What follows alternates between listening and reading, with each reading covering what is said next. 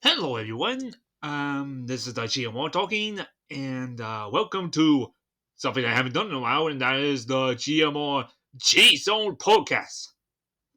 In this edition, I am gonna talk about the behind the scenes of the Patterson Rumble Cup that I was doing for. Sheesh, how long was it? I think since last April. I started doing it. No, not like last April, as in April this year. I mean April in 2021.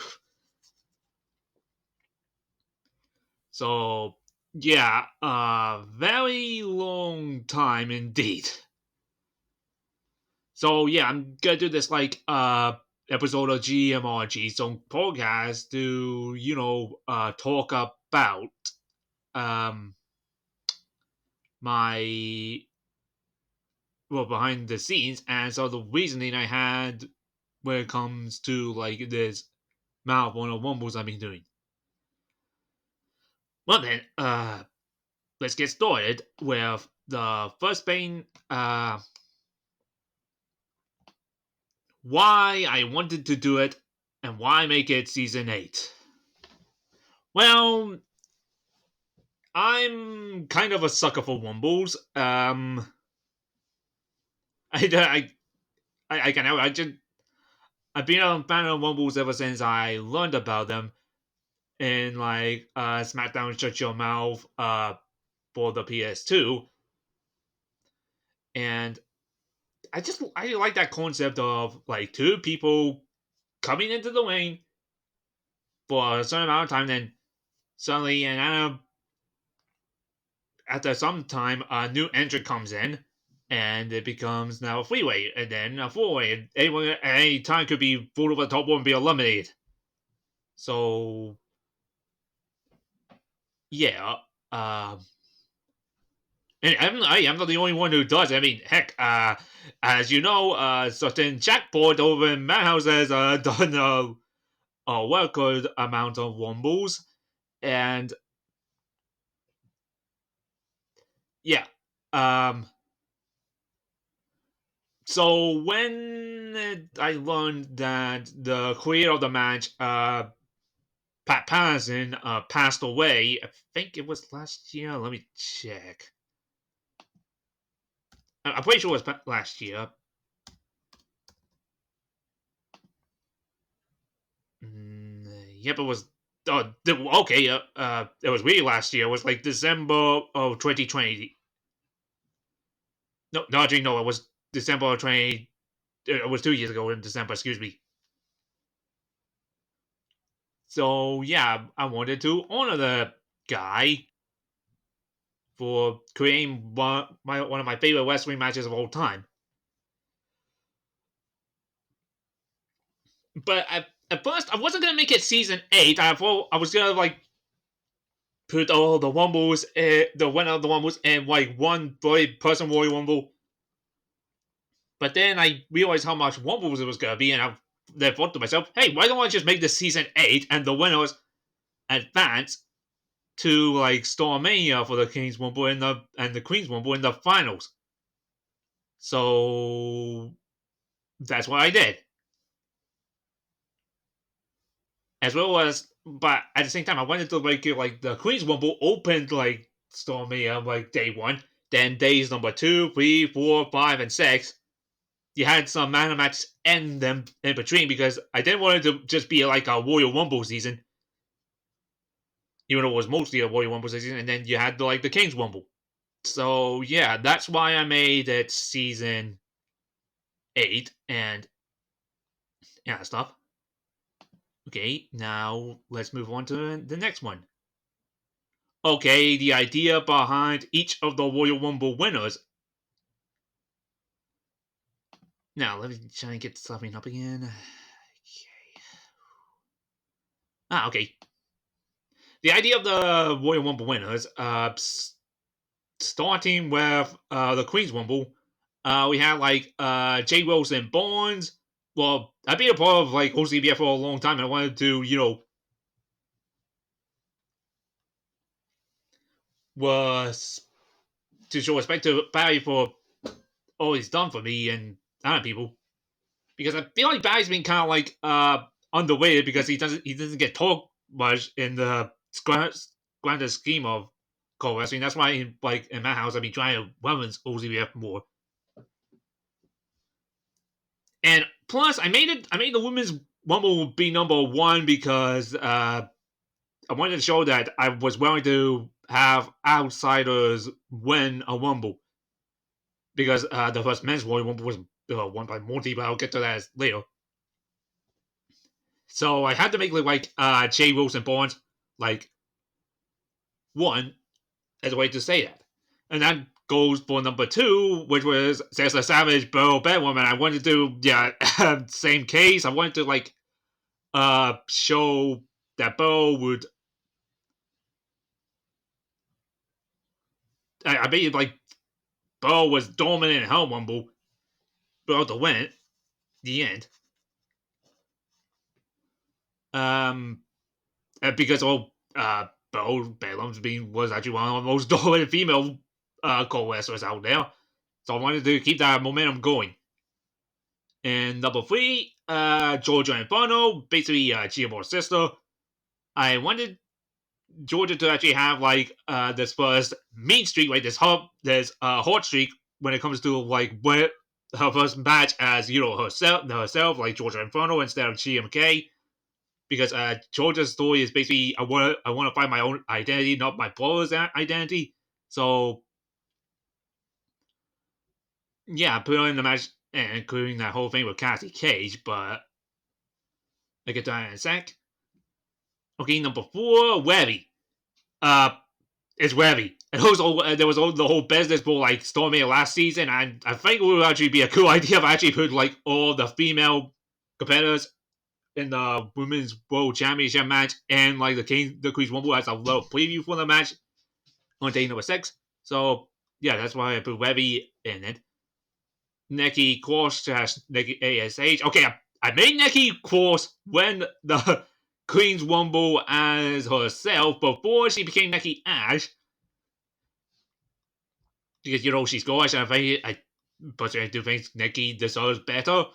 So yeah, nothing is Nikki Ash character. I do expect the fact that she came up with it, but I'm more a fan of Nikki Cross. But if Nikki still wants to be Nikki ASH and WWE, that's fine. I don't mind that gimmick. I just prefer the insane Nikki Cross that we actually got from NXT.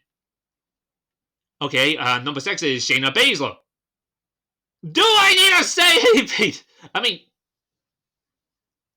Shayna's being really underutilized in the main roster in WWE, and I thought about during the time I was recording, and she was still in that tag team with Nia Jax, so I brought that up in commentary, and I wanted to do okay. If you were following, Shayna was the one up in Jay's Rumble. But I want to do this cool storyline where Shayna then comes back, beats the shit out of Asriel, takes her spot, and wins that Rumble. And before I continue, about Asriel, Asriel just sucks as a character. I'm sorry, Asriel sucks as a character. I mean, I don't mind. I kind of like her in Kingdom of Horrors, but overall, she's kind of when it comes to the original Disney film, I just ugh. But I'm not gonna bash Asriel anymore right now. So yeah, do I regret Shayna Baszler taking Asriel's spot and all the jokes I made about Shayna Baszler and Asriel? Nope, I don't. Sorry, sorry, Brian. About that. Okay, number 7, Claymore Claire. Again, like I mentioned with Webby, I wanted all the Women's Royal Rumble, the Women's Championship match, to be in the Queen's Rumble. And that includes Claire. And also Claire has beef with number 8, who I was going to... Yeah, a sec. Excuse me. But Claire's actually one of my favorite female characters ever. Claymore was Claire. Because I really liked her journey, and that's why I put her in this match. I want, and yeah, I could not put her in the match because of who was number 8, and number 8 is Priscilla, who is basically Claire's arch enemy, and also I wanted to like book Priscilla as this unstoppable monster in like the Queen's Rumble, and I think I succeeded. I mean, she was the last one that the eventual winner beat to win the Queen's Rumble, but then Priscilla later will spoil for. Oh yeah, I forgot.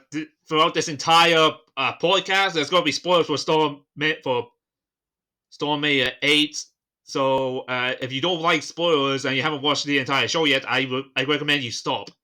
But yeah, Priscilla later wins the Women's Championship in day number 6. But after that, I go to SpiderGwen. I say a lot. But yeah, I wanted to make it that Priscilla was this unstoppable force of nature in that match, and I think I succeeded. Okay, number 9, Oblivia. Now, Oblivia and Colby, I made like the daughters of Freighter, who I had in storyline be like the long lost younger brother of Destruction. Yeah, Undertaker and Kane's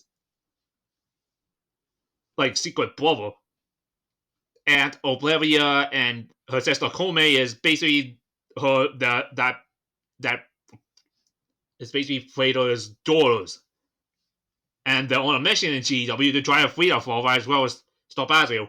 So I think it would be actually being a great way of symbolizing that, with Oblivia coming out of nowhere and winning her Rumble. Like nobody saw that coming. Then have Oblivia mention why she wants to win the Rumble. Okay, number 10 is Wonder Woman. It's Wonder Woman. Of course I'm going to put her in the match. I mean, she's a legend, and nobody called Wesley Red in all-round media, so that's why I did. Okay, number 11, Pio Nico's. Basically, I made it like Pio Nico's helped stop WWE's takeover last season, or before the season of WWE trying to take complete ownership of GEW because it was that storyline. So I wanted to like keep Pio's momentum up, and that's why I put her in that match. Salem, at number 12. Well, again, I wanted to make it like Salem's actually like this, like the Eclipse's female leader. But no, her and Asriel are not in a relationship because that would not work. That would definitely not work. But yeah, you know what I mean. So yeah, I also wanted Salem to do some very spooky things in her Rumble and also the Queen's Rumble, and I think I succeeded with that. Okay, SpiderGwen had that storyline. I think people are questioning why I made SpiderGwen have this like slowly getting corrupted storyline. Well, the reason for that is I had the storyline ever since she actually won the Money in the Bank.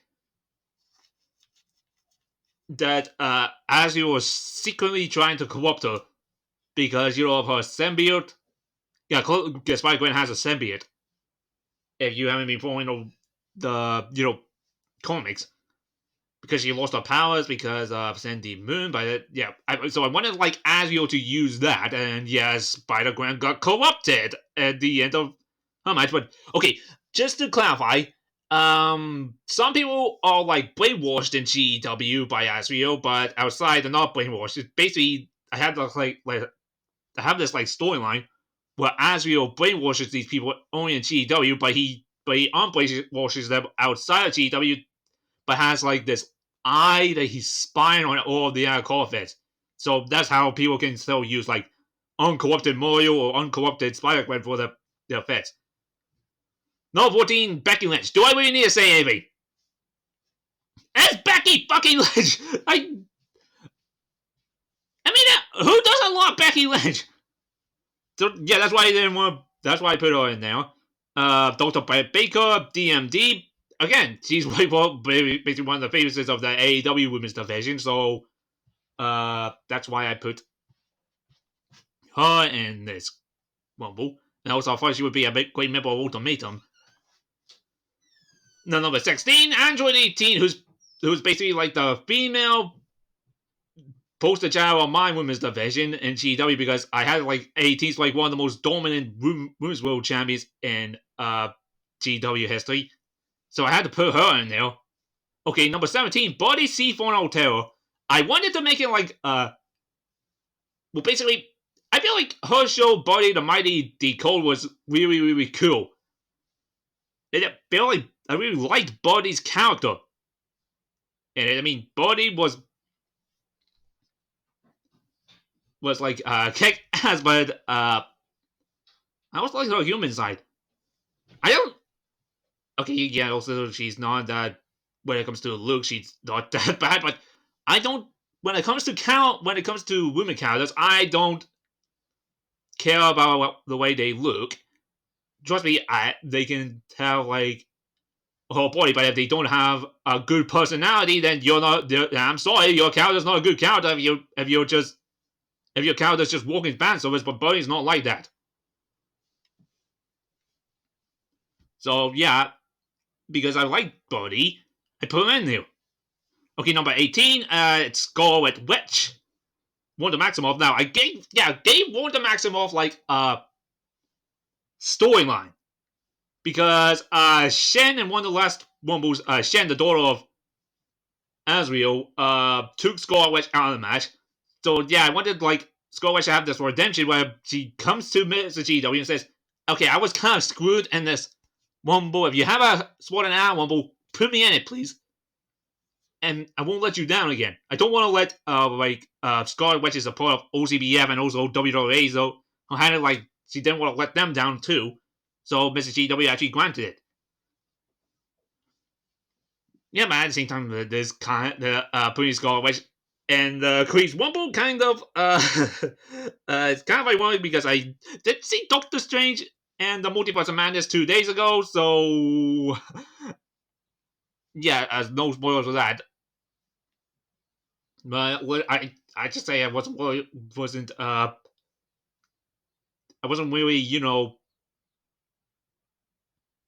expecting what they were doing with Born to Hell. Okay, number 19, Chi-Chi. Chi-Chi screwed Oscar in that Queen's Rumble. Chi-Chi, like Shayna Baszler, actually did get eliminated in one of the Rumbles before. So I wanted to make it that Chi-Chi, being a major heel, snuck into an hour Rumble. As this, and she just dressed herself up like this ghost lady. And she, like I mentioned before, she screwed Oscar. So then I had this like funny running gag where Oscar wants payback on Chi-Chi and kept on following her, trying to kick her ass. Wow, they don't know what excellent that was, but yeah. So yeah, I also wanted to have this like moment where Chi-Chi and Ultimate are like dominating the Queen's Rumble, but then she gets eliminated when everyone gangs up on her. Okay, number 20 is Samus Aran. Do I really need to say anything? Do I need to even say why I put Samus in this match? It's Samus! I mean, have you seen it everywhere in Core Wrestling? I also wanted to do like this, continue the story with Chun-Li and Samus and GEW. So yeah, again, no questions asked. That's why I put Samus in this match, because of her legacy at GEW and Core Wrestling as well as GEW. And also in Metroid. Also, I haven't actually played the game, but I do really like Metroid Dread's lore, and also how much of a Samus was in it. But yeah, now we'll go to the next one, which is Kome. Yeah, again, one of the sisters of one of the daughters of Fedor, and yeah, I kind of like really liked how I pulled off that like funny storyline. Well, and like when she came to her wombo, and she was like, and she was pretending that like she was all scared and timid, and she was trying to avoid as much conflict as possible. But then you get to like the last two of her in heaven, and then Colby started to laugh ironically, and then reveal who she really was, and then she kicked Heaven's ass and eliminated her to win that match. And also, I really like Mickey Colby's character. So yeah, keep an eye out for Colby and Olivia in season 8. And next one is the 7-foot tail Elena. Is Elena. I mean, I had to put Elena in. She's just so. Elena is. I want to make Elena like dominant too, because I want to make it that she's literally 7 foot tall. And also, she's the adopted daughter of Monty, so yeah, that's why I put her in. Okay, Lita and Trish, that's no question. You got. What do I really need to explain why I put Lita and Trish in there? Because I wanted to show respect to the female legends.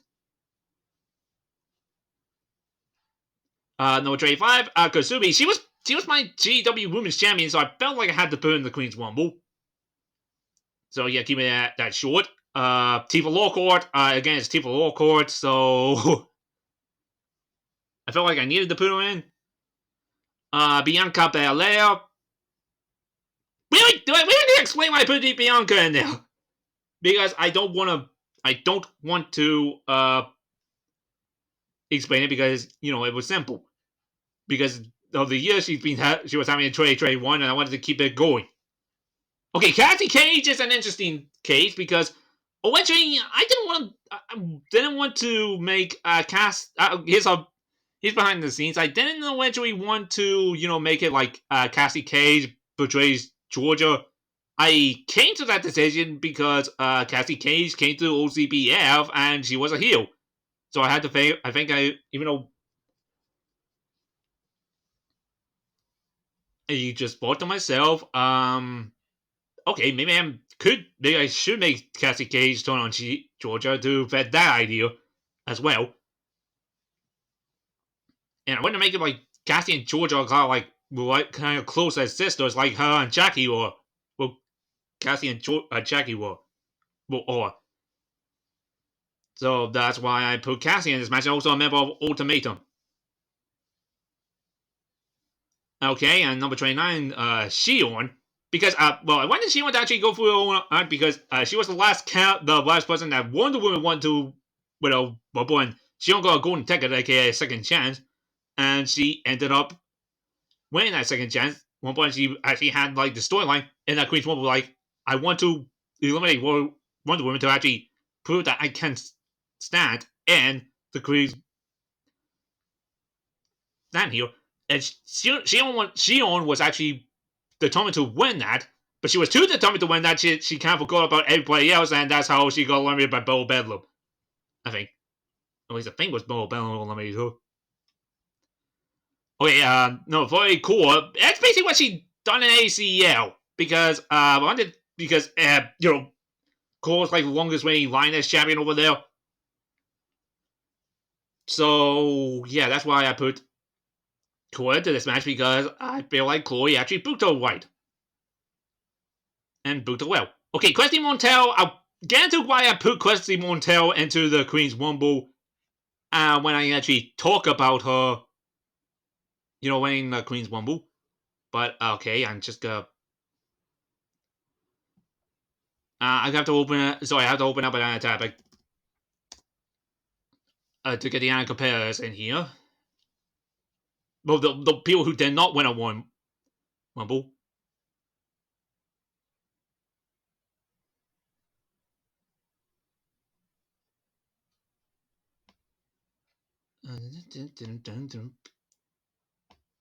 Sorry, give me a minute.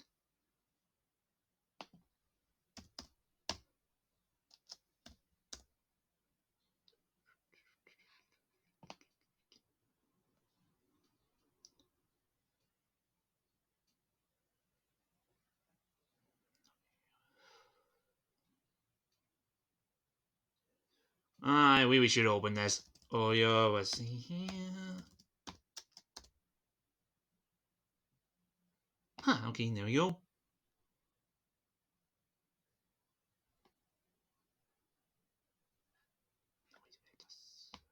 Okay, so I'll open the one fail.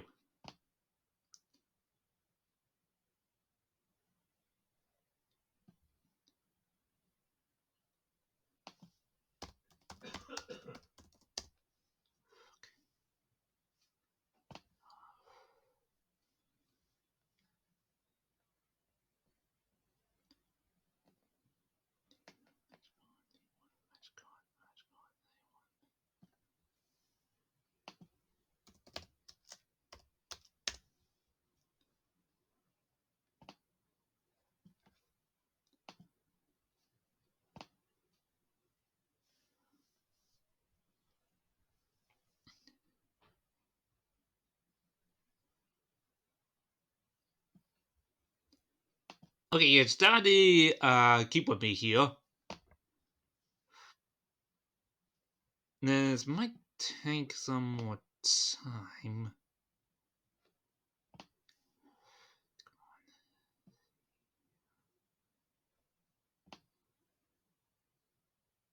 Okay, yeah, got it. Whew. Sorry about this.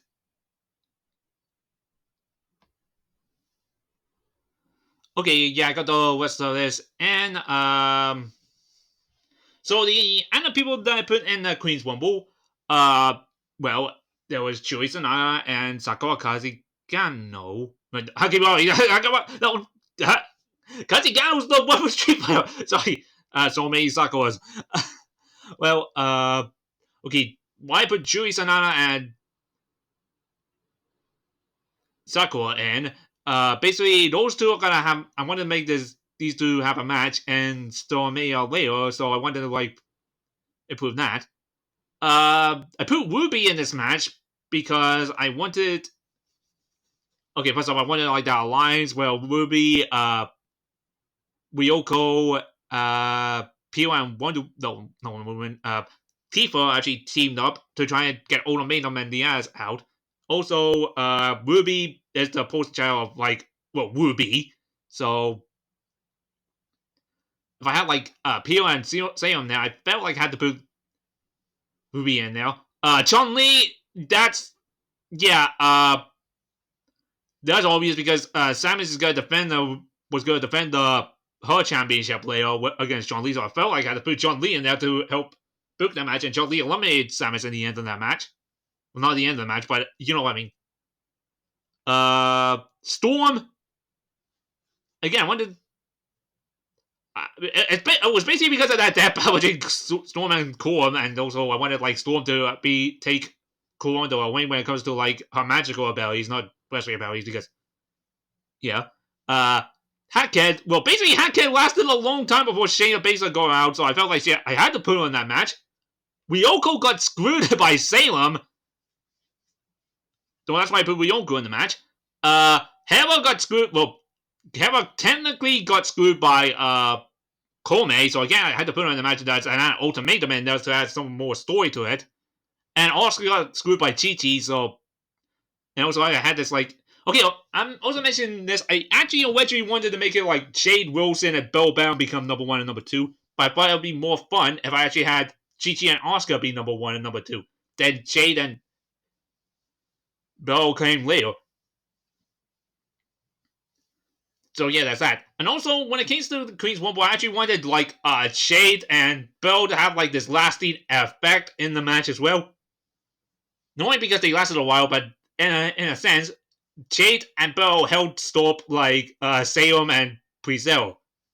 But I'll get to that later when I talk about how I made it like Christy win the thing.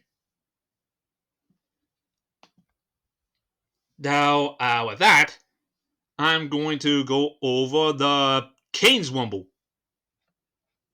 and why I put every member in there. Okay, number 1, Monty. It's Monty. is my most OP character. And I wanted to make it like his Wombo was like as OP as possible because Monty eliminated everyone in that match. Granted, I do admit I made some mistakes because I think I miscounted one person, so yeah, that's why I had Brian Douglas get eliminated twice. Yeah. Okay, next, Juan San Tome. I wanted to make it like his way to get in match. At first, at his Wobble, he was actually a face, but then he later helped Goku screw over Monkey D. Luffy and turn heel. So, yeah, I wanted him to be like that henchman to, like, Goku kind of thing, but then I also had this like funny idea that Wama then later gets taken out before the Wombo actually begins by Brock Lesnar, and Brock Lesnar takes his spot. So yeah, there's that. Number 3, the Joker. Okay, eventually, well, again, it was like this whole thing with Luigi, and Luigi, I wanted to do this funny thing where Luigi actually won his, well, thought he won this Wombo, but because Gordon in that match got pissed off because, Navy Explosion caused them the match to carry on the UCWL rivalry over there. That Gordon Ramsay got pissed off and grabbed the chair and he hits everyone with it, but after he hit him with the chair, everybody with the chair, Joker rolled out of the way, and Joker waited out there until Luigi thought he won the match, and then he attacked Luigi, and then I had to technically restart it by adding a few more entrants, but then I had the same result with Asriel helping Joker win. So yeah, Joker technically won twice. Okay, I'm gonna do 2 for 1 here. The Ben Hopkins brand and the Savage Double Bedroom. Do I really need to explain why I put them in? First off, I asked those two and also others if I could actually they would be interested in taking part. They said yes. So to show respect to them, I had to have them be in the match and also win the match. Well, and win the match is to get into this one. And also had this like funny bit at the end where, okay, at this time of recording, Ben Hawkins was still the Cold Stores World Champion. I had to like honestly try to go into the ring and demand that Ben Hawkins either join the minimum or give him the Cold Stores Championship, but then Ben descended to madness and walked away, asking what the heck was that about. And when it comes to Jamal, I wanted to make his elimination of Morton be like impactful, so yeah, Savage cycloned him over the top rope was pretty impactful, if you agree with me. Okay, number 6, Lord Asriel. I don't really need to explain this because Asriel is my main antagonist at the moment, and I want to make it that he got in a really sickening way, like Fredo, who he brainwashed last StarMania at the beating him. Fredo basically eliminated everybody while Asriel was attacking people from backstage. Then when Asriel came back to the ring, because of Fredo's brainwashing, Fredo eliminated himself, and Asriel ended up winning the match without eliminating a single person. I actually am proud of how I did that. Okay, next entrant, number 7 is GMR. Okay, I'm just gonna say this right now. I'll explain that when I explain why I wanted GMR to win the match. Okay, next entrant was Cheetah, and I wanted to like show respect to like the Royal Rumble 2003 when both Chris Jericho and Christian pulled the trick off on Shawn Michaels. But I wanted to make it that Jaguar didn't actually finish the job, and Cheetah was just taken out of the hospital, and then Cheetah came back, banished and bruised, but he ended up winning the match. And then afterwards, him and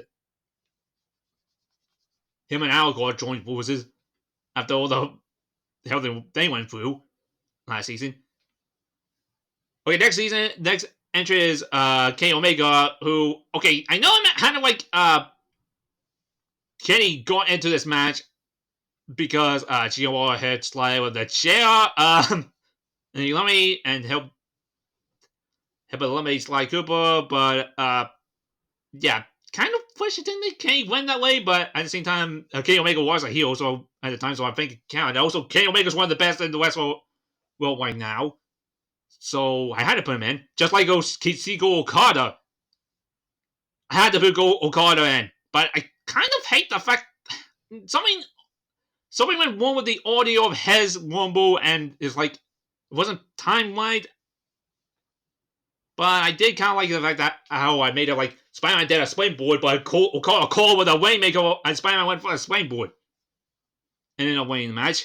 Number 11, Stone Cold Steve Austin. Really? Do I really need to explain this? As a Rumble, Stone Cold like a King of Warrior Rumbles. I had to put him in. And also Stone Cold fucking Steve Austin. Okay, number 12, Goku. Yeah, I want to make it that this one will be Goku's heel turn in GW. Like, if you're actually following GW's storyline, Goku didn't have a very good season 7, and I wanted like the backlash of that to affect him in season 8, and it's gonna continue affecting him in season 9. So yeah, that can keep going. Next entry is The Walk. Really, I put The Walk in because he's one of the biggest names ever, and one of my influences, but I always put him in because of actually number 14, the Woman Wings. Now I can give, you know me, I can give WWE a lot of flack, but I do admit the booking of Woman Wings was pretty strong. And I feel like Woman Wings is actually a very chill guy in real life, and I don't think he deserved all of the hate he got. I think it was just a book. I never personally hated Woman Wings. It was just, well, like everybody else, it was just his booking in the past, but ever since he became the Tribal Chief, I felt like I had to put Woman Wings in this match because it was actually, the Tribal Chief gimmick is actually pretty cool. The only problem I have with the Tribal Chief gimmick when it comes to Woman Wings is, who's going to stop him? And, probably nobody's going to stop him at the moment because, from what I'm hearing, in recent news, Woman Wings is going poor time. So yeah, there's that. Next entrant is John Blackholes and Scott McShannon. Again, doing this thing, these were two of the best in the core universe right now as well. So I felt like I had to put them in. Also because John's basically, I mentioned it as when I was like playing Cheetah in my show, John's basically having a time of his life in core wrestling right now, and I wanted to keep that momentum up. And Scott's my fellow Scotsman, so yeah, that's why I had to put him in. Deadpool, again, no explain. That's actually showing respect to Barry. And also like Deadpool. And I also want to do like this funny part in like the King's War where you actually followed it. When Deadpool and Monty had that interaction, and that ended up being funny. Number 18, Kazuya Mishima. Okay, I did actually put Kazuya Mishima right as season 7, but I wanted to like fix that in season 8, and he showed it by being the new leader of the Mishima Sabatsu as well. After he actually bought his contract out in GEW. So yeah, there's that. You might expect some really powerful things from Kazuya Mishima next season. Okay, number 19 is Superman. Well, yeah, I want to make it like Superman actually had like this goal in the King's War where he wanted to eliminate Asriel because he knows Asriel is the cause of many horrible things in GW. And he wanted to get people hope because, he's Superman. So that's why I put him in this match. Okay, number 20 and 21 is Kana taking the Balls of Destruction. Really, they came in different reasons because I think everybody agrees Kane is basically one of the greatest wrestlers to never win a Royal Rumble. And Undertaker is my favorite wrestler of all time. And plus, because I had this storyline where both Kane and Undertaker, they want to stay Fredo because Fredo and GW storyline is the Lone Lord's younger brother's destruction. And they want to save him from Asriel's control, and they're going to continue trying to save him in season 9. So yeah, that's that. 22, Bane. Well, Bane is, I put Bane in here basically because, Bane was actually is the man who has one of the most Royal Rumbles in history, so I felt like I had to put him in there as well. And also, it doesn't have with the Eclipse. Though trade 3 is the Fiend Bray Wyatt. Basically because I really like Bray Wyatt's being gimmick and stuff, and also WWE fucked it up. But then again, they fucked Bray Wyatt stuff all the way off, and I want to use Bray Wyatt being gimmick for season 9, but I don't know if he'll be back in wrestling by then. Because Bray hasn't been in wrestling since he got before he even got away. So it was like WrestleMania last year that Bray Wyatt was in the wrestling ring. So yeah, I hope next season he comes back. Well, before next season. Trade for Alcor. Well, basically Alcor was basically one of the intergalactic champions in my Call Fed not too long ago, so I wanted to put him in that match. Trade 5, Ichigo. No, yeah, again, I had Ichigo in here for one reason as well.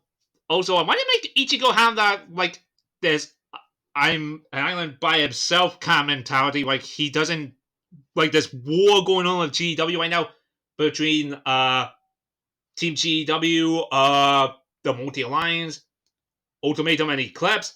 Ichigo doesn't care about it. He just wants to win. Yeah, that's the reason why I put Ichigo in the match. Bryan Danielson. Basically, I heard of all in like Train 1 which turns out to be Dan Bryan / Bryan Danielson's last Royal Rumble. How Bryan Danielson never won the Royal Rumble. So I wanted to make it like he, won this one to make up for it. Sora got like really screwed last season. He won the War match from number 1. And, he got screwed over by the Eclipse for the Intergalactic Championship match, so I felt like I had to put him in this match. Dante. Well, because, Dante's been all around, co-wrestling and all what he's done. And also, I wanted to make it Dante and Ichigo in the same match. Because, the whole cash-in at and UCW's World for the SAW Championship. Okay, I'm just gonna say something right now. As much as I respect TGO, I respect AJ Young, but in that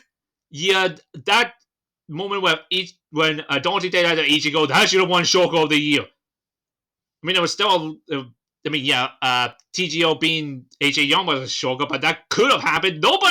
Some people might have seen that coming, but nobody saw Dante and Cashin and Ichigo coming. But then again, everybody has their opinion. So yeah. Train 9, Chris Jericho winning the Rumble. Again, Chris Jericho was one of the greatest wrestlers to win a Royal Rumble. I mean, heck, he should have won in 2012. Nothing against Sheamus, but Chris Jericho should have won. And Sheamus could have actually won a Chamber to get into the main event of Royal to face Bryan Danielson. Okay, number 40, Chase Needham. Again, one of the best co-wrestlers in the business, and also heck, it's actually one of the good commentators, even though Dan Knapp. But I hated. I mentioned this when I actually made that Rumble. I couldn't put any sound in that Rumble because every single time I tried to keep downloading that video, it wouldn't actually do that. It wouldn't download the video, so I couldn't put any sound on it. And that really ate me inside, and I was really annoyed with it. Okay, the one here was Sly Cooper, who got replaced by behind my page, but I'll get into that later. Basically, the only reason why I put Hangman on Page in there is because, World World Champion. Okay, and next one is both CM Punk and Edward Elric. Those two are gonna have a clash at StarMania 9, so I wanted to promote that as well. Also, CM Punk and Edward Elric is the reason why I turned the King's Rumble and the Queen's Rumble and from a 30-person Royal Rumble to a 40-person Royal Rumble because I wanted to book this match. And I kind of felt like I hated not putting CM Punk and Edward Elric in this match. So yeah, that's why I fixed that, and that's why it went from a 30-person Royal Rumble to a 31-person Royal Rumble to a 40-person Royal Rumble. So yeah, there's that. And then with that, I wanted to put Fredo in there to add more story, and Asriel had his right hand monster in there. Okay, I put Luffy and Luigi in there because those two got screwed in the Rumbles by Goku Ultimatum and the Eclipse. And I also want to put Luigi had the storyline where he's trying to save Mario because in case you didn't know, in GW Mario's brainwashed by the Eclipse, so Luigi's trying to save him. And Luffy and Naruto, I wanted to make it like Luffy and Naruto look up to Goku, but Goku stabbed them in the back and joined Ultimatum. And I also wanted to add that little storyline between Asriel and Naruto, but I'll save that for later. Okay, I put Edge in that match because, Edge and Dante, I want to make them have this, you're copying my style! And Dante said, I'm not copying your style, I'm making it cooler. And also there's that thing with Edge becoming a Judgment Day leader now, and okay, next is Miles Morales. I basically put Miles Morales because I felt like I had to put him in there because Miles actually showed off a lot of... I would make it like Miles Morales was inches away from eliminating GMR Sly Cooper in their respective Royal Rumbles. So I'm going to put that as a reward. And there was this question mark. And that is, I'll get to that when I get to, talk about the second chance ladder match. But yeah, that's basically everyone in the King's Rumble. So that's why I put them all in the Kings and Queens Rumbles. Now let's see. The next man I'm going to talk about here. I know that was long, but okay, this next one's going to be long as well.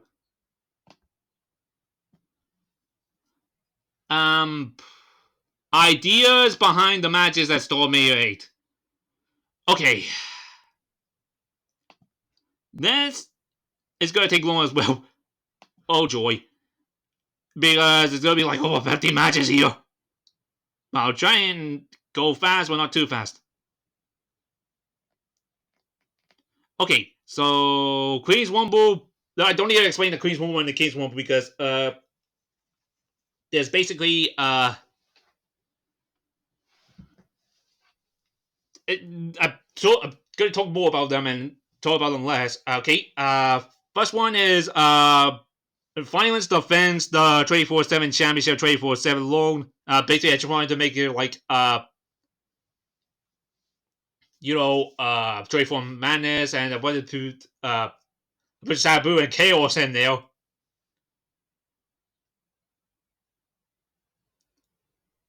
To show respect to the Manson family and stuff. I can't exactly remember who was the last person to win. Oh yeah, it was Ed. It was Ed. I just remember there was Ed. Basically, I think it went like this. I had Violence and Chaos were fine, and Chaos had Violence beat, but then Manobu, I can't remember his name, had Chaos and stopped him from pinning Violence. Then Grime showed up and pinned Violence to win the 24/7 championship.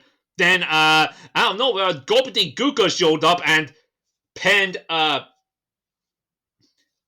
to win the 347 championship. Then, inspired by what UCWL did, as well as UWL did when it came to Ed and the Blue Chicken, Ed chased Goldie Guko all night to, not because he wanted the 347 championship, but because he wanted to pet the chicken, and he pat the chicken, and Ed's the current GW 347 champion.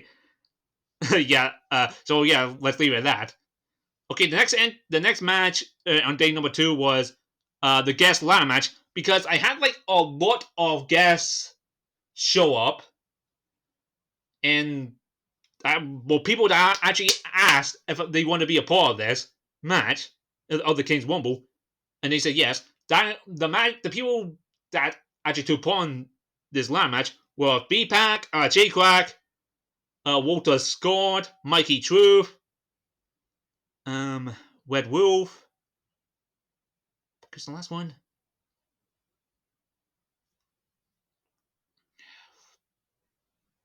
Oh yeah, Jeffrey Osborne.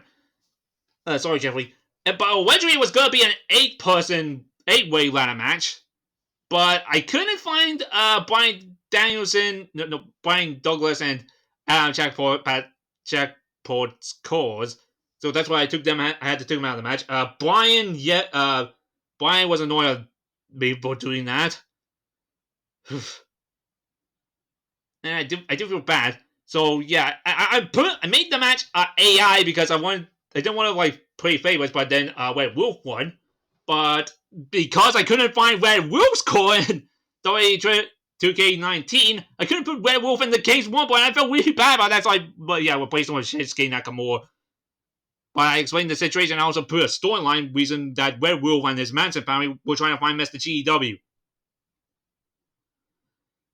So yeah, Shinsuke Nakamura took Red Wolf's place because he won like the Royal Rumble winners gauntlet match that I have later, so I don't have to talk about that match. But the match in between the Gladders and Royal Rumble winners was Bluey versus the Cookie Monster. Now I had this like funny storyline with Bluey and Cookie Monster having this beef with each other because Bluey likes cookies and Cookie Monster keeps stealing Bluey's cookies, but Bluey takes this whole thing with the Cookie Monster way too seriously. So yeah, both I had like there's no face and there's no heel in this situation. Bluey and Cookie Monster just hate each other. I made Bluey win the match, but if you follow like the post-credit scene, I had like Adam's BWO members like Stitch and Towie sneak into Bluey's locker and steal his cookies for the Cookie Monster. And I also had like just asking if Adam is okay with it. I don't know. I haven't actually told him this yet, but I want to make it like okay. Next season is all about teams of 4 people, and I want to make it like a funny poetic judgment that Bluey is supposed to join like the BWO if Adam is okay with it for GEW next season. But I'll ask him that later. Or if Adam, if you're listening to this right now, will you give me permission for that? Because I think it would be a funny story because Bluey would have to be forced to join with the Cookie Monster. Okay, next we have it's Oscar and Larry defending against Morgan and Lev. Now, okay, I'm just gonna say this right now. One of the biggest regrets I had in STARMANIA, I didn't even notice this, I had a lot of Scottish people lose. And we're in Scotland. And Scotland's my home country. I live in Scotland. Why did I not make it? What Scottish people win? But I don't regret this. Because I really want to boot like this tag team of Oscar and Larry, right? Yeah, Oscar and Larry are a tag team here in GW, but in ACW, they're fighting each other. And they rotate against Morgan and Lev. So yeah, that's behind that match. Now, the next match, the Pura Shara match, when Borto took on Hellboy. Now, here's a little bit of story behind that match. When it comes to like Borto side and Hellboy side. Borto side, I wanted to make this continuation of what Boruto's been doing all around core wrestling in my fed. Like, Boruto barges into Mr. GW officer says, "Hey, why are you putting my dumbass dad in the King's Rumble and not me? I put my girlfriend and place Oscar in the Queen's Rumble." Mr. GW then decides, I'm going to make you face off against Hellboy as punishment. And also, I want to make it like, there's still some humanity in Boruto because there's a whole story like, hey, worried I'm going to continue. I'm going to talk about later when I get to that match eventually. But Hellboy's side of the story is more interesting because originally it was not going to be Hellboy that was going to take on Boruto. It was going to be John Moxley. Yeah, it was going to be John Moxley, but this was during the time that John Moxley was in rehab, so I didn't want to, show disrespect to John Moxley. So, I put Hellboy in the match instead, and I then had Jaguar and Morton beat up Hellboy after he beat Boruto. I wanted to make this story like whose side is Boruto on? Is he on Ultimatum or is he on the Eclipse? Because Boruto is all around core wrestling is dating Pan, who is Goku's granddaughter, but he's buddies with the Eclipse members of Jaguar and Morton. So that's why I had that happen. And I'll get back to Boruto later, but okay, I'm gonna take my first small break, and I'll go through more of the matches here. I don't want to make it. I don't want to make these. Now let's continue all of the matches that were in STARMANIA. Oh yeah. Okay, the next match was Bugs Bunny versus Scott Pilgrim. For the light heavyweight championship. Okay, yeah. About the match, to put it short, I wanted to make Scott Pilgrim a champion because it was the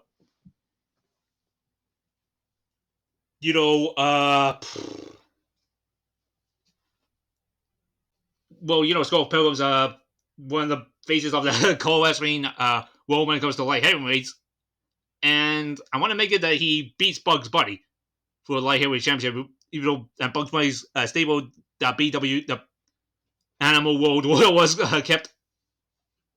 was banned from Wayne's side, so yeah. Bugs Bunny didn't have a long wait with the light heavyweight championship. So yeah, Scott Pilgrim's the new light heavyweight champion in GEW. Now the next match was Team Super Smash Bros. Versus the Eclipse. Short notice, I want to make it like the storyline. It's basically continuing the storyline with the Super Smash Bros. Trying to save Mario. They didn't succeed in that match because the Eclipse won. I'll keep that short. Okay, the next match, PG Hamsley's Open Challenge.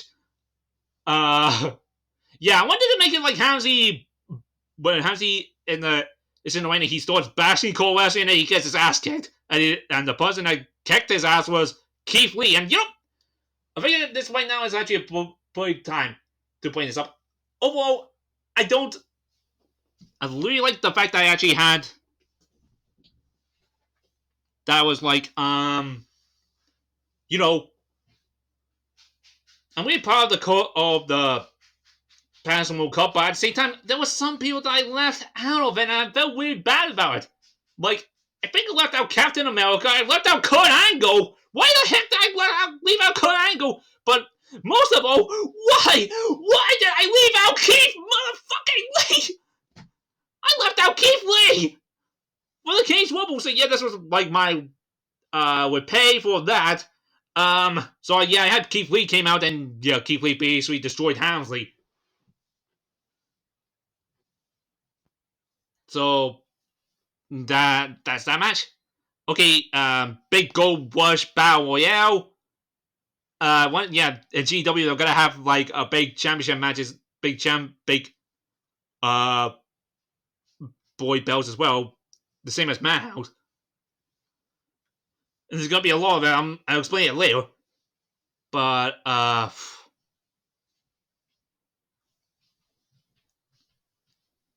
Nemesis won that match, so I'll keep that short. Next match was Sakura versus Chewie Sonata, and made it 2 out of 3 falls. I made Chewie win the match, but then Chewie Sonata win the match, but then Chewie Han came out and attacked Chewie Sonata, and also Lady Deborah attacked Sakura. Now I want to make this like kind of because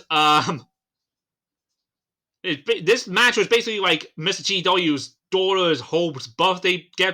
Hope was like 5 years old, and the Eclipse ruined it. And that was like a theme. Besides day number 1 for a reason, the Eclipse won all of the Terry won the last battles of each night. But I'll get into that more detail when I talk about why I made Christy Montero win the Queen's Rumble. Now we get to the next day, which is day number 3, No Limit Madness, where Wunsch defends the No Limit Championship, and she puts it on the line.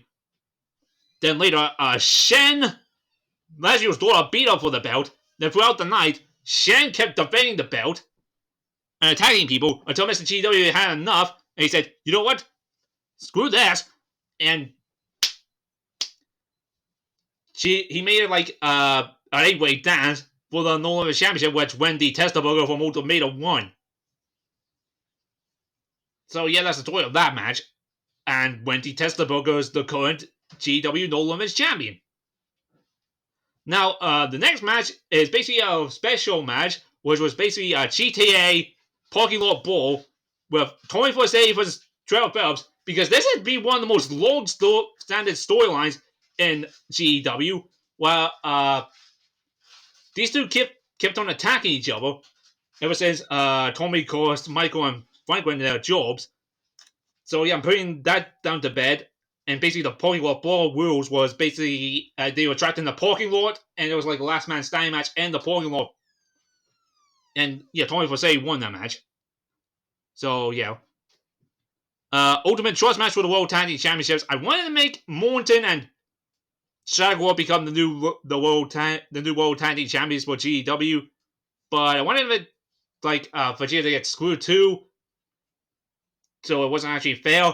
And then that's when Nappa showed up. So then when Nappa showed up, Vegeta was all like, "God damn it, Nappa!" So that's what happened. And also Morton and Jaguar and the new World Tag Team Champions. Gene defending our championship, COG championship against Ling Long. And basically a rematch. Nothing much more to say. Gene retains. Okay. We got like the dirtiest player of the game freeway dance. Heihachi Mishima won that match thanks to the mountain. Not much to say there. 4 versus Aquaman. I had 4-1. I just did that match for fun, including the next match, which was the JoJo Bizarre Adventure Battle Royale. I made that match for fun. Ben Jonathan won? Ben Jonathan and Joe Star won that match. So there's that. 4 friends, better enemies.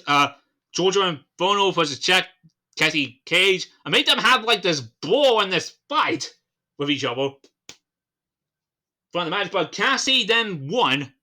But and then Jacqueline came out and tried to talk Cassie out of it, but then it turns out to be a setup, and both Cassie and Jackie are both members of Ultimatum, and they beat down Georgia, so this business is not over. Okay, I already talked about the next part of the No Limits Championship. Madness. Okay, then there's Minoru Suzuki versus Stain. I made that match just for fun, but I put Minoru Suzuki over. But still, it's kind of crazy because both these men are like really old right now, but they can still go and they can still kick your ass. So they have my respect. Now the Intergalactic Championship match. This was a long time coming because for a while I had this like match in the back of my head because Over in OCBF and our question match, Bender beat Deadpool, so he was awarded with this match. He didn't end up being Golden because Golden just won the belt last year, but then Golden got beaten up by I think Asriel? Yeah, pretty sure it was Asriel. So yeah, there's that. Now I'm going to talk about the credits for day number 3, which involves Asriel kidnapping Mr. GW and having this be like this long-term storyline in the entirety of GW. Well, it's on me, where everybody's trying to find out where's Mr. GW? Where did Asriel take him? And can they say Mr. GW in time? Spoilers, they couldn't, but I'll get to that in later. But okay, next one. Okay, 365 Day Madness, Bruce Lee defense. Yeah, Bruce Lee kept on, well, I had to like Bruce Lee get the ass of Mr. America right away because Hulk Hogan's all over with son of a bitch, if you ask me. And then he had a competitive match against Smoke, but then he had this like world-shattering match between Chuck Norris and Segata Sanjiro. But then Chuck Norris won the belt. And, yeah, like I say, AEW is not gonna, drop the belt. Okay, 2 out of 3 full 6-way match. Yeah, it was Sohinki vs. Ang Long, Boxes, Jungle Boy, Dominic Mysterio, and Riku. Sohinki retained there. I had that match so I can have a Cruiserweight Championship match. 8-way dance between, Riho, Charlotte, Thunder Rosa, Abaddon, Sasha Banks, Bayley, Nia Rose, and Tai Conti. I should put Akai Shida in there. I just realized that when I was looking at this, I should have put Hikaru Shida in there. But it doesn't matter. I made that match for fun anyway. I think yeah, Bayley won. 4-way dance was gonna be it's the Young Bucks versus New Day versus the Usos and versus Private Party. Again, I made that for fun. But I think, wait, who won the match? Was it the Young Bucks? I think it was the Young Bucks. Yeah, I think it was the Young Bucks. Okay, Behemoth Clash, Braun Strowman / Adam Shea versus, Lance Archer. I put Lance Archer over, but I made this match just for fun. Okay, Elimination Chamber for the Smashing Diamonds Championship. Mocha defense against Julien Cujo, Sakura Kazigano, Alita Forlan, Courtney, and Lindsay. I put that match as AI and Sakura won, which I'm actually happy for. I like Sakura Kazigano. Okay, then the next match was Battle of the Faces. Hideo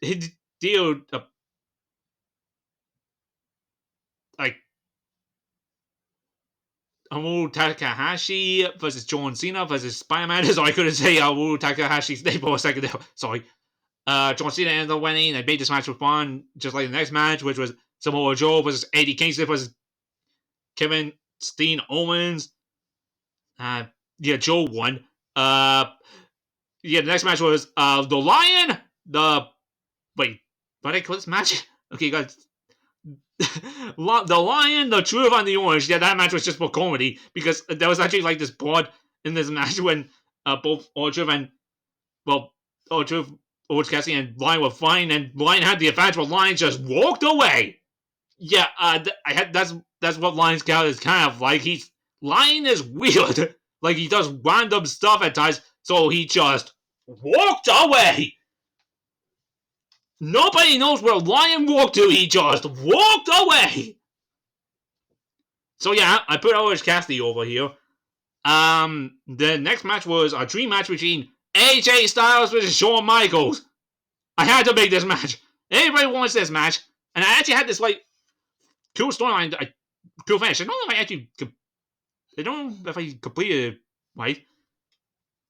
But kind of like Shawn Michaels gonna go for Sweet Chin Music, but then AJ catches the leg and tracks Shawn Michaels and the Styles Clash and wins that way. So yeah, I put AJ Styles over because I think that's what would happen if those two actually had a match. And so that one we might not get because from what I'm hearing, AJ Styles is near retirement and Shawn Michaels is still retired, which is a shame because Saudi Arabia. Sean should not have come back. Okay, for that match. But anyway, next match, Samus defense against Chun-Li. I put it as a pretty good match, but at the same time, I made Samus retained because I admit right now I actually was going back and forth between these two, but I think because Samus just won this belt, they should have just kept the belt on her. But I wanted to make Chun-Li actually have this good showing. Okay, day number 4 didn't have credits. Day number 5, Hardcore Madness. I can't go into detail of how many people won the championship. But I ended it like a horror kind of fight when Breck won the belt back. But then Slenderman showed up and Slenderman beat Breck with a belt. So yeah, Slenderman's the current hardcore champion in GW now. Now, tag team special match. I had like Greedy and Barney Gumbo versus MPT and Poe. This match began because of spinach puffs. Because Poe ate Greedy's spinach puffs and Greedy was upset about it. And MPT and Greedy had this like rivalry in GW, but I know everybody's probably asking in this match, why? Why was Barney Gumbo in the Greedy's tag team partner? And I'll answer that, I don't even know. I just put him as his tag team partner. Just cause. So yeah, Poe and MPT won that. Okay, next match is interesting because I feel like this is a match that I shouldn't actually have made. Well, actually, as an original form, Lee versus Travis Touchdown. I think I just made this match because they share the same voice actor, but I realized while I was making it, I shouldn't put these two in a match between each other because Lee had a very bad season 7, and Travis is one of the best fictional characters, so I put him instead as a tag team against Ghostface and Jack Torrance, and they ended up winning. So yeah, that got fixed. Okay, now we got the women's Ultimate Trust match. Yeah, I wanted Kitty and Emma to attain by 13 means at the very end against the Hart sisters. So yeah, that's keeping it short. Christian Cage versus Nick Aldis. Now I'll get more into this in after I'm done with all this, but yeah, put Nick Aldis over here for reasons. Okay, and there was a 4-stable warfare that was the next match where I had like Sasuke and Kakashi representing Team GW, Bowser and Bowser Jr. representing the Monty Alliance, Tom and Jerry representing Ultimatum, and I had Wedley and Gandalf who ended up winning the match representing the Eclipse because I wanted to put the Eclipse strong here. So there's that. The next one was the YouTube ladder match, which Jon Snow retained, which Jon Snow did not retain. He didn't retain. Defends the YouTube Championship against Joe Hendry, Broly, MJF, Darby Allin, and PCO. Again, I put this in an AI match, and Broly ended up winning, which I think I really liked because Broly did have an act last season, and he was kind of screwed out of this certain championship by Akuma. So, yeah, I think it's kind of go all around. But for those who are fans of Jon Snow, do not worry. Jon Snow will have a bigger role next season. And then we have the Open Challenge of Class by Peach, Daisy, and Rosalina. Now, I kind of wanted the Manson family to... Well, I did actually have the Manson family be the ones to accept, but I couldn't find the third member, which I think was Red Velvet. No, not Red Velvet. Oh, fuck. But I couldn't find the third member. I had Red Star and I had Black Tigress, but I couldn't find the third member. So I had like this storyline where Peach, Rosalina, and Daisy took the third member out. But then the masked woman, known as Question, if you've seen like the quiz of the last day, you know who that woman is now. But yeah, they ended up winning, and I want to make the Question the question actually made Red Star, be the one to get the pinfall on to win the match. So yeah, the Manson family and Question won the match. Okay, the next match, the 8-person stream match. Okay, I like this match, but I really hated the fact that the AI made that both Drew McIntyre and Guido get eliminated quickly. I hated that. I really hated that. I wish I could get the match over, but I was okay with the winner. I think it was supposed to won the match. Okay, and now day number 5's main event, which was a triple threat for the GW/Eclipse Championship. When Cell defends against Goldhorn and Marcus Pulomord, they picked Goldhorn in this match because Cell technically never beat Goldhorn, and Marcus was the former champion, so he cashed in his rematch clause.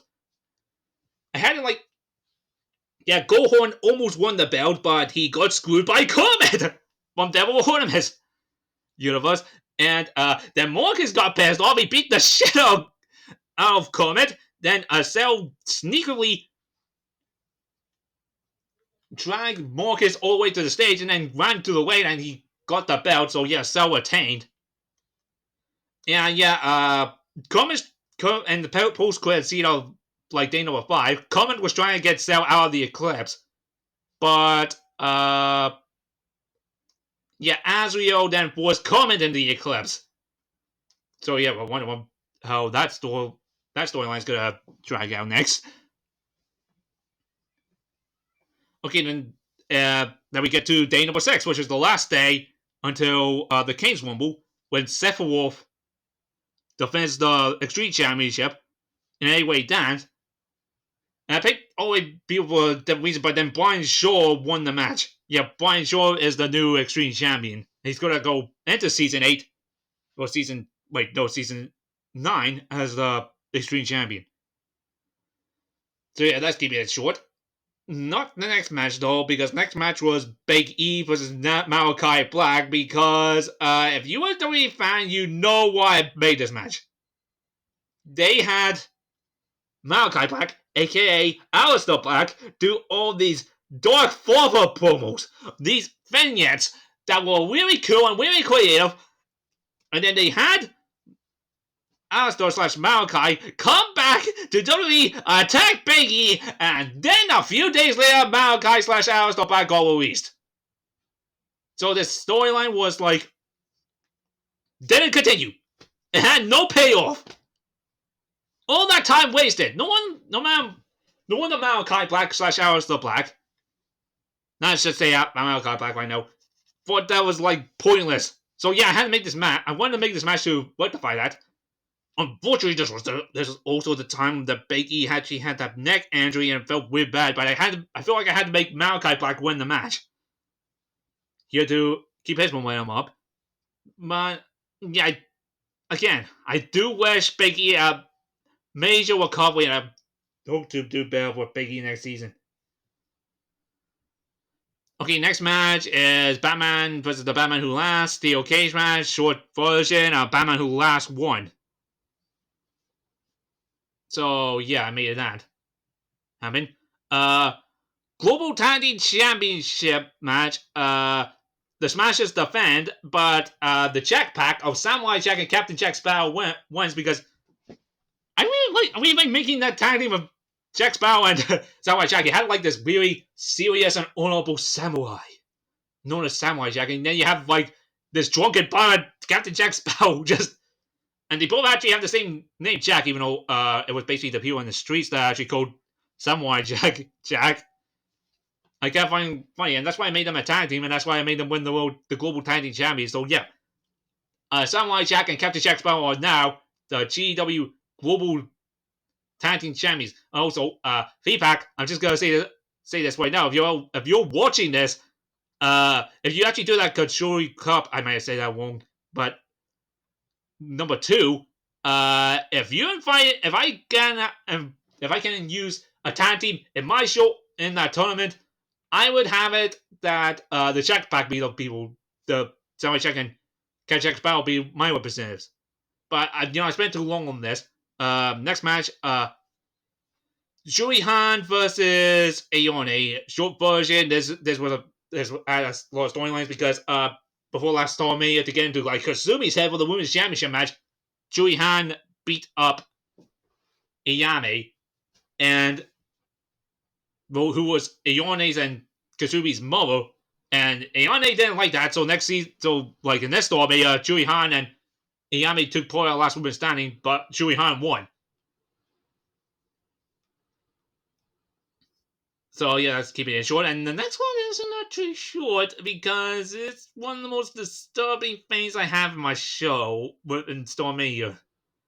And you know what? I'm getting to that Hamiwari. Well, this match was already going to be like Pan versus Brawl, but I couldn't find a Brawl core. So I had to improvise.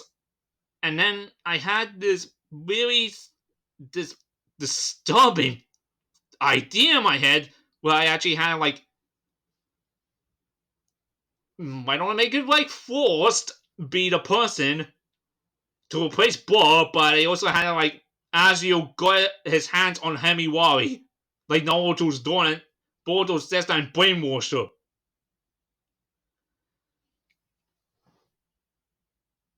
And because I wanted to show like I want to make Asriel like one of the biggest bosses, like the main boss of GW, and I want to make it like some of the people who are well known as sharks and correct do still have some goodness in them. And I made this way that in a sense both Boruto and Pan, while still being jokes, I'm not saying they're gonna be nice people, I'm not gonna turn Boruto or Pan face. I want to make it like those two still have some humanity in them and still have some kindness in them because they were trying to get to Hamiwari in a match, but Force was determined to win the match and she beat Brawl. Beat Pan.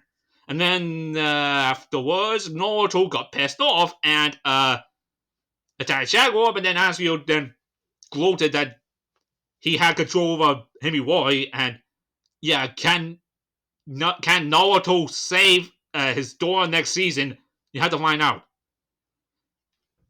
Okay, next one is the YouTube versus the Wrestling Prestige. Yeah, I put this in a complete AI. Team YouTube won. Okay, the next match was Armageddon Hell in a Cell for the International Championship as G1 defends against Jason Voorhees, Freddy Krueger, Phelps J. Fly, RVD, and Chen Kazuma. Yeah, short version, Freddy Krueger won, and he's the new international champion. And he put that international championship back to the Eclipse. So yeah, there's that. And the next one is the team survival match between Team GW versus Team Eclipse. Again, I want to put the Eclipse dominant, so I put them win. With the Eclipse winning. And finally, I have like the Women's Championship match, which ended up with SpiderGwen being corrupted and Priscilla ended up winning the Women's Championship. But I'm going to have to rename the Women's Championship next season because, well, I'll get to that later. But yeah, there's that. So yeah, that's all the matches for behind the scenes of all the matches StarMania. I hope the next topic is a lot more shorter than that. Okay, now I'm gonna have to get to like the winners. Why make okay? First, gotta get to the Queen's Rumble. Why make Christy Montero win the Queen's Rumble? Okay, this is well, you know, I think it's pretty obvious. I wanted the reason why I made Christy Montero win the Queen's Rumble was to pay tribute to Eddie Mack. Now, I meant eventually I had no idea who I had win the Queen's and King's Rumble. Yeah, you heard me right. I didn't know who at the beginning of this. I had no idea who I wanted to win the King's Rumble and who I wanted to win the Queen's Rumble. But it's like recording for the Payback Rumble. No, actually, no, not the Payback Rumble. It was that Rumble where Questy Montero, like, lost. And she was coming up. And it was just like I think it was like a few weeks since Eddie Mac died. But Questy Montero, like, was coming into the match. That she was like she was gonna lose that Rumble. I thought in my head, wait a minute, I can make Questy win the whole Queen's Rumble. And yeah, she was in a Rumble where I already had a planned winner, but I can make Questy win the Payback Rumble to get out of short and make her end up winning the match, and then dedicate the whole thing to Eddie Mac. Because, you know, I know Wonder Woman's basically like was one of the stars of CCL as well, but I feel like Wonder Woman had a lot of accomplishments anyway, and Questy didn't have that much accomplishments outside of CCL. Plus, she was basically CCL's poster woman. So I thought, why don't I make Questy win the World Gaia Championship? And, well, she did. I made Questy win. Again, I want to make it like Jay Wilson Barnes and Bo Bedlam weaken like both Presale and Salem. Ruby then eliminated Salem and herself, so that and then she tells Claire and Questy want to work together on Presale. Then Claire weakens Presale even more. And Presale's weakened state, Questy took advantage and ended up winning the Queen's Rumble. And then I had that like tribute to Eddie Mac where Questy looks at like how like Questy wanted to win the Queen's Rumble for Eddie. Because Questy had to because Eddie gave Questy everything. Well, all of this opportunity. Just like Eddie gave a lot of people opportunity in the core community. And in tears, Questy then said in a factory speech, Eddie, this one's for you. And then I had like the fans chant, Eddie, Eddie, Eddie, as a way of paying tribute to Eddie Mac. And then I had like the credits will be Legends Never Die. And again, like I mentioned, of the 7 days of STARMANIA, I had like 6 of the days the Eclipse went, but not the first day, because I wanted that day to be a tribute to Eddie Mac and all the work that man has done in the core community and CCL. So that was my way of saying thank you. Still miss him though. We all do. But now I'm gonna go to the next one, which I feel like is the most controversial win. Yeah, I made my car GMR win the King's Rumble. Now I could sit here and lie and say, no, this was the whole Patterson Rumble Cup was an evil plan that I had cooked up to make it that GMO won the entire thing, which would be a complete lie. Like I mentioned before, I didn't have an idea of who I wanted to win the King's Rumble, and eventually I didn't want to make GMO my call win the King's Rumble. Especially with all the outside cores that were coming in. I didn't want to disrespect them too. But I didn't have this idea. And, okay, I'm gonna have to go off topic. Again, it's no disrespect to this person, but when it comes... It's basically when it comes to like the whole Sly Cooper thing. I mentioned it before, and like that I'm not the biggest fan of the whole Sly Cooper push. Now, that is nothing against Jason Brown. I've got nothing but respect for Jason Brown. I don't mind Sly Cooper being like the face of UWL. I just find it a little bit, I don't want to say the wrong thing here, but I find it kind of a little bit ridiculous that Raccoon was the VW World Champion over all the OCs, but I think that's because I'm used to seeing like OCs win a major world championship, the All-Stars World Championship. So yeah, that might just be a me thing. I'm not saying like, I'm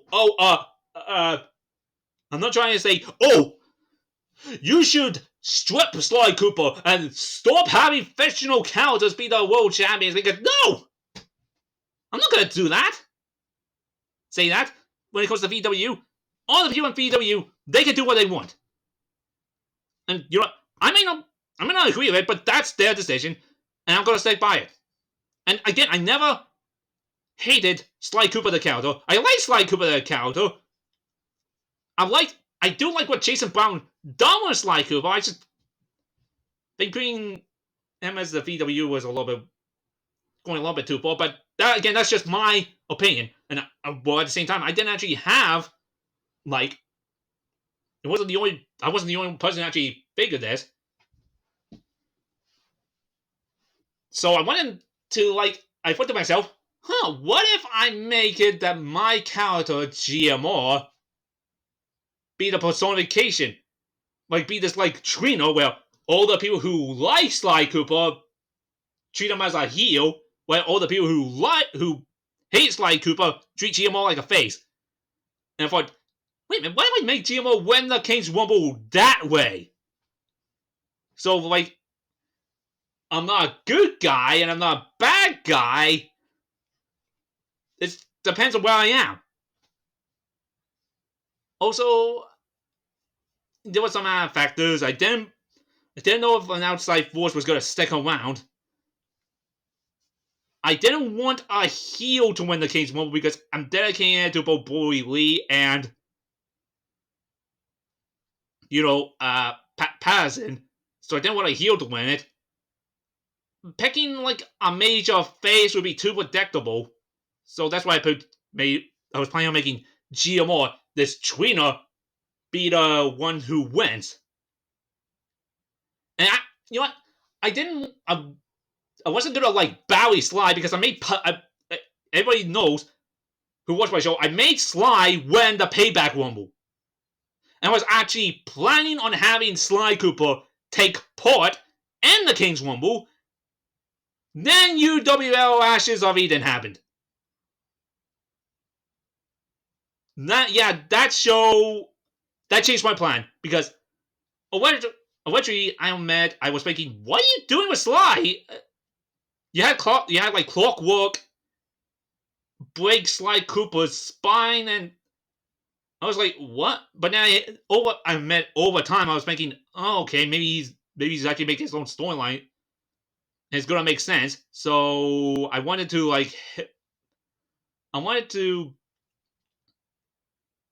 let it play out, so I had to take Sly Cooper out of the King's Rumble. And, well, again, because I do respect Jason Brown and everything he's done. Including with the Sly character, I mean, again, I don't think it's more I hate the Push the Slice game. It's more it's just not my thing. But if anybody does like Sly Cooper and this push that he's getting in VW, and being one of the poster child of that thing, that's fine by me. It's all about choices. I mean, just because I don't get it doesn't mean everybody else doesn't get it. But again, because of my respect for Jason Brown, I took Sly Cooper out of the match and let his storyline play it out. So I replaced him with Hangman Adam Page. But I still had GMR win the King's Rumble. Because it kind of fits the storyline, which I'm gonna get to in a sec. But before I do, I want to... Speaking of Jason Brown and also all this, I didn't want GMR to be Superman, I will eliminate everyone in this match because my core is better than everybody else's. Ha ha ha ha ha. No, it wasn't like that. When it came to like all the characters, I wanted to show respect to the people who were coming in, like Ben Hopkins, John Blackles, Scott McShannon, James Needham, and Jamal Benham. Because I actually did do some like moments in the King's Rumble where I was actually showing respect to them. Because I made it that John Blackles was the Iron Man of the match. Like he lasted the longest. Jamal was dominant, and I made it like I feel like Jamal was like this guy who would go up to like the toughest guy in the match and say, "Blade it on," like he did with Monty in the match.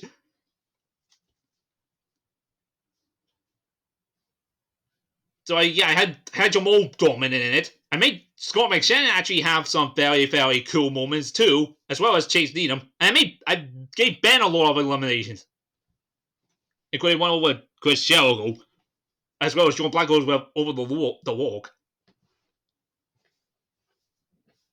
And also, when it comes to the eliminations, some of them kind of got screwed.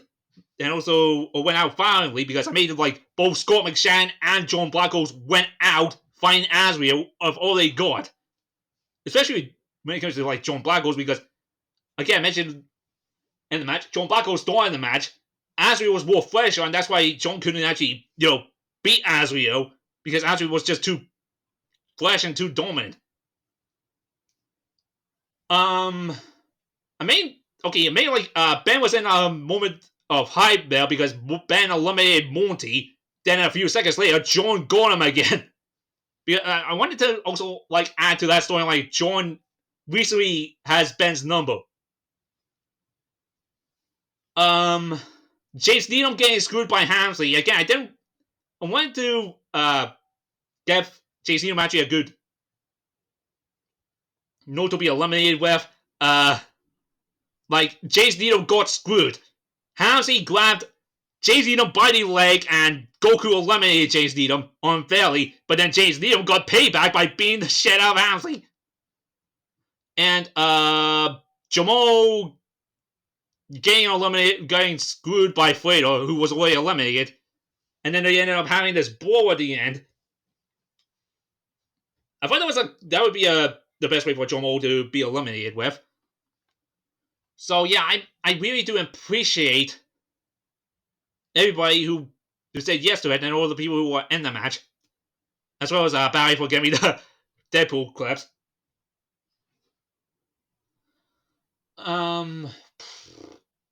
Also, okay, now I'm gonna go a little bit off topic before I get back to one of the main and uncontroversial thing about my show. I just want to talk about something that, that I watched recently. It's something that I completely agree with. Like, getting back with Jason Brown. I watched Jason Brown's video recently about talking about how core wrestling is better now than it was in the past. You know what? I completely and utterly agree with that. Because the King's Rumble actually proved it. Because there's a lot of fresh talent in there. The only things I disagree with when it comes to Jason Brown in that video is how he talked about SMF and Nick Aldis. But then again, when it comes to Nick Aldis and NWA, I haven't watched those shows, so maybe I shouldn't actually talk. But I have watched SMF a lot. And yeah, I don't think SMF is the Family Guy of core wrestling. I feel like the Family Guy of core wrestling is CXWI, and heck, I actually did enjoy SMF, but I'll be the first to admit SMF stuff didn't like date well. I mean, there were things that Bob Wars got away with that I don't think anybody can get away with right now. I always try to be careful. But yeah, granted, like I mentioned, like I mentioned before, and also he mentioned in that video,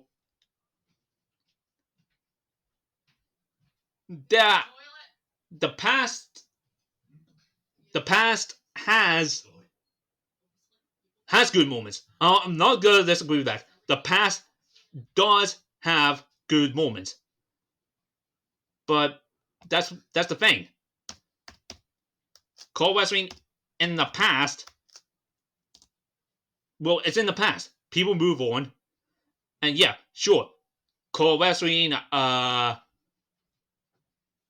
past is good, but it wasn't perfect. There was some really bad.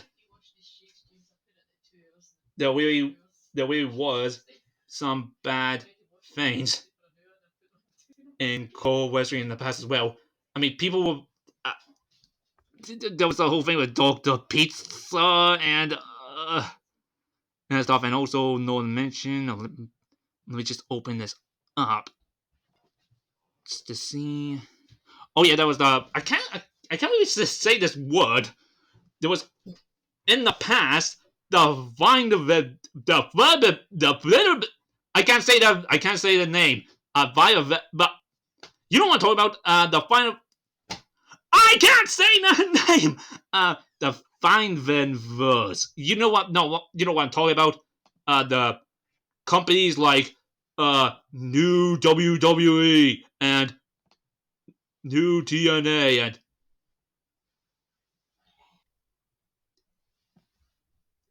and okay, let me try. Well, I'll say this again. Companies like New WWE and Joe Max and DCO and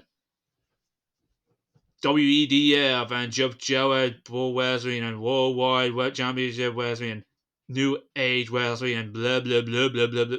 They were those pricks who were winning the fame were at the top of the food chain in core wrestling in the past. Like they were like the pecking order. They were on top of the world, and they made people's lives miserable who they considered below them. I mean, hell, I had a lot of one-ins with those people, and I mentioned before about the whole Beth Andrews telling me to hang myself thing, and because I decide, oh, I'm just gonna delete some of these pages that say on the core wiki, well, their core wiki, that say, oh, this show is shit. You should be ashamed of your booking. And I was like, what? So I tried to like delete those pages because I feel like that was really disrespectful. But then they reinstated them and treated me like I was the villain. When I was saying that there was like some of those companies that were on they had on those pages were like, shouldn't really be on there. And they were just buoys. The verse was just buoys. But yeah, especially with how they treated Mason Kwonick in the past and making that match where, oh, if Mason Kwonick loses this match, his character dies. Which when Kwonick mentioned this before. I think it's Sean Walsh's podcast. But yeah, the final verse was the final verse of whatever. I can't say the name because it's so fucking fancy. But luckily, the final verse basically got popularity went down like whoop. And now all the people again Sean and Kwonick mentioned in like that podcast happened. The people who the Riververse buoyed are now on the top of their game. And I feel, and you know, I mentioned it before, I feel like core wrestling is better than it actually has been. Sure, there have been good moments in the past. There's no mistaking that. But if you look around Core Wrestling right now and say, oh, this Core Wrestling is not like it used to be, it sucks now, then you really need to open your eyes. I'm sorry, I know this Jason Brown was actually talking about that there was like this one individual, this toxic individual that actually mentioned that Core Wrestling was better in the past. And I know that might be like a personal thing, but I just want to get my opinions right there because I completely agree with Jason Brown in that whole thing. Things move on, and life moves on, and things change. You just gotta accept that. So yeah, that's my note on that whole thing. I mentioned before I wanted to say my opinion on it, but with that being said, let's get back to the behind the scenes of the Patterson Rumble Cup and one of the final things I'm gonna talk about. Yeah, another controversial thing I actually had on my show. Why did you have Lord Asriel kill Mr. GW? Now, again, I'm just gonna say this right now. Yeah, Asriel killed him. There's no ifs, no buts, no coconuts about it. Asriel killed Mr. GW. Now, as to why, well, is it because I'm sick of the Mr. GW character or something? No, not really, but I'll explain more. I want to, book Asriel as, the main antagonist of this entire season. Well, not of GW. He's the main antagonist. Everything wrong that's going on in GW is because of Asriel. So, I need him to do some horrible things. Now, I wanted to make it in the season that was at the end, there was going to be this major cliffhanger, Asriel does something to Mr. GW. He kidnaps Mr. GW, and he, again, does something horrible to him. I was thinking either to put him in a coma or a vegetative state, but yeah, again, you see the UWL's, I should say, didn't change my mind because, yeah, Clockwork almost killed Sly there, so I think, and Asriel wants to be considered the most evil and coolest being in Core Wrestling history, so I had to make him do something horrible, and so I decided, Mister, I'm gonna have to go all in on this. And, yeah, Asriel killed Mr. GW by, first beating him to an edge of his life, then locking him in a car, and then using his own power to blow that car up. And yeah, I mentioned it before, but I'll say it again. Unlike the whole Sly Cooper situation with Clockwork, there's no absolute no, but Asriel did murder him. Now, is Mr. GW gonna stay dead? I'm gonna keep that lip sync, but again, I wanted to end it this cliffhanger. And then, in the post-credit scene, well, in the mid-credit scene, excuse me, GMR and Georgia are so upset about it, but they are confronted by Question, who turns out to be Mr. GW's daughter from the future, Hope. So yeah, that's gonna carry on to the next season, which I feel like is gonna be this gigantic season. I want it to be a gigantic tournament. But I'll get into more details about that in a few moments. But all the while, when it comes to GW, I'm gonna go on a little bit of a break. I mean, I've been doing this since April last year, and I definitely need maybe a few months breaks, especially when I don't want to just put next season on WWE 2K22, even though WWE 2K22 is not a bad game, but I want to put it on multiple games for reasons. But in the meantime, I want to book this storyline that's coming up. And if you're a co-owner, I want you to hear this. I want to make it like a message that GMR defends the Exalted Championship in Definite Core Promotions to bring prestige back onto the Exalted Championship after what Asriel did. But I also want Asriel to start, even if it's just a short term, start invading some core feds to book her more as well.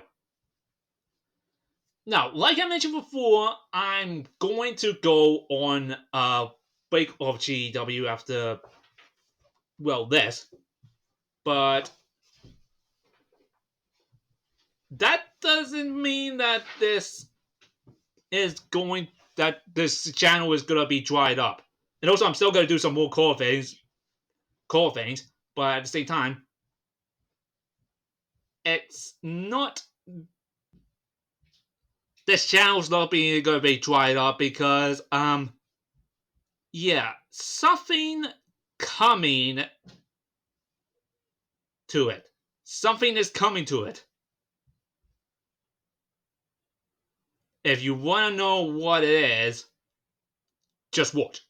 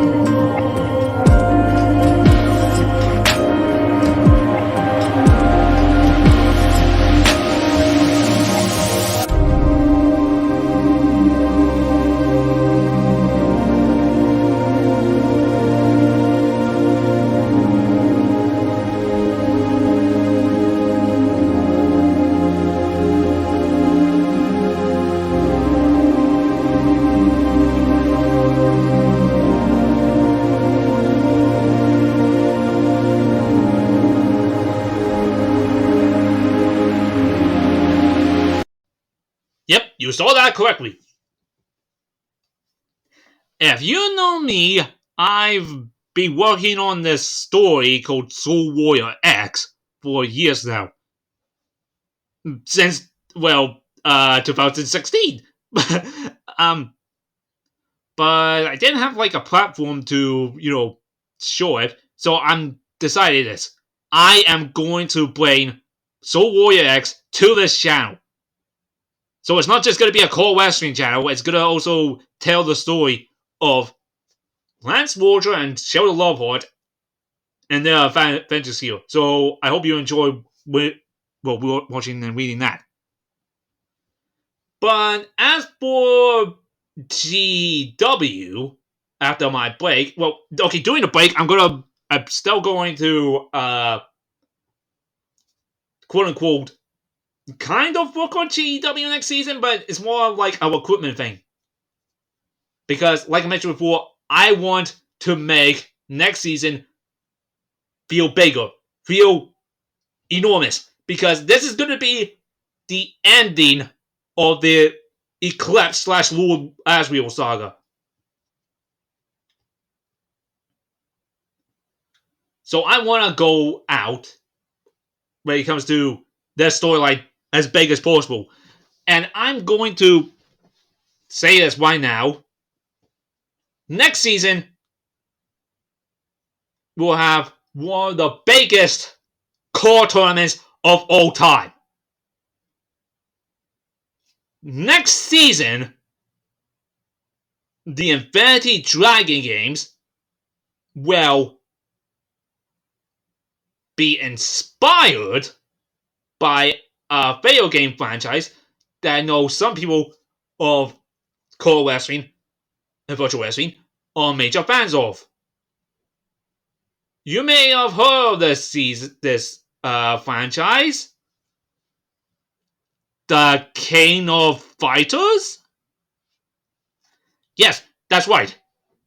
Ladies and gentlemen, what the Infinity Dragon games are is going to be the core versions of the King of Fighters.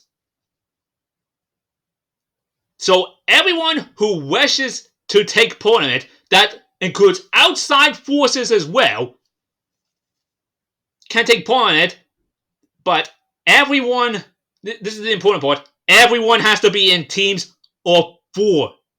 Yeah, that's right. 4 teams. And this tournament, I'm planning on making it intergender. That means any team can have men and women on it. Every championship